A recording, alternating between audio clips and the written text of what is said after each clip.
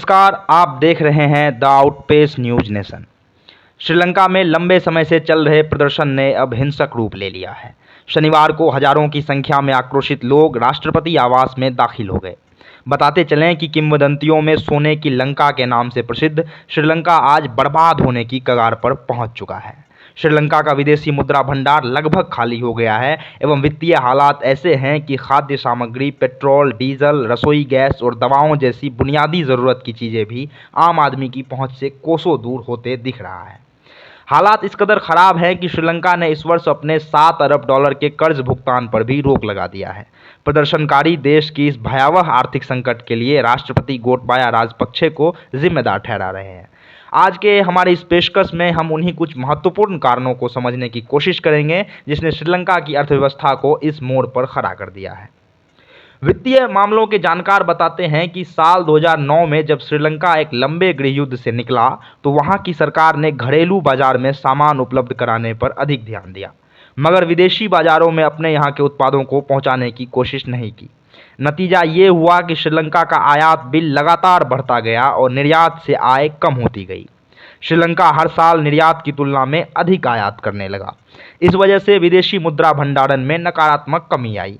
BBC की एक report के अनुसार 2019 के अंत तक श्रीलंका के पास विदेशी मुद्रा भंडार में 7.6 बिलियन डॉलर मौजूद थे। मार्च 2020 तक यह कम होकर 1.93 बिलियन डॉलर हो गया और हाल ही में श्रीलंकाई सरकार की ओर से बताया गया था कि उनके पास विदेशी मुद्रा भंडार केवल 50 मिलियन डॉलर ही शेष बचे हैं। दूसरी सबसे महत्वपूर्ण वजह राष्ट्रपति राजपक्षे की 2019 में शुरू की गई टैक्स कटौती की नीति को भी समझा जा रहा है। उनके इस फैसले से एक साल में करीब 1.4 बिलियन डॉलर से अधिक का राजस्व नुकसान हुआ तथा रेटिंग एजेंसियों ने श्रीलंका को डाउनग्रेड कर दिया और विदेशी बाजार तक उसकी पहुंच लगभग खत्म हो गई। तीसरी वजह सरकार के जैविक खेती को लेकर किए गए एक फैसले को भी मान सकते हैं। दरअसल सरकार ने देश को ऑर्गेनिक खेती का हब बनाने के लिए केमिकल फर्टिलाइजर्स को एक झटके में पूरी तरह से बैन कर दिया।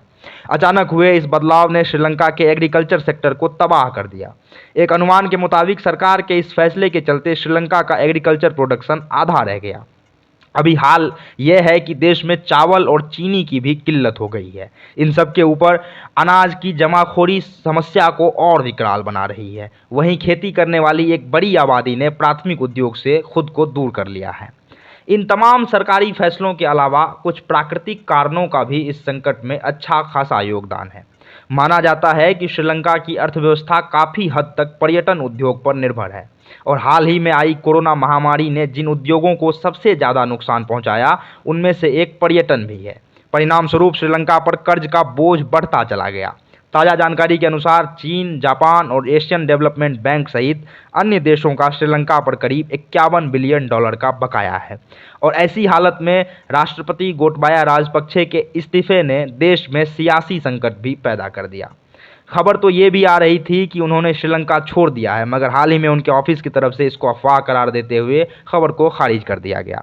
अब देखने वाली बात है कि इन तमाम संकट से उबरने के लिए श्रीलंका क्या कदम उठाता है और वैश्विक समुदाय उसकी किस प्रकार मदद करती है। हम इस मसले से जुड़ी तमाम जानकारी आप तक पहुँचाते रहेंगे। तब तक के लिए जुड़े रहे हमारे साथ। चैनल को सब्सक्राइब करें, वीडियो को लाइक और शेयर करें। धन्यवाद।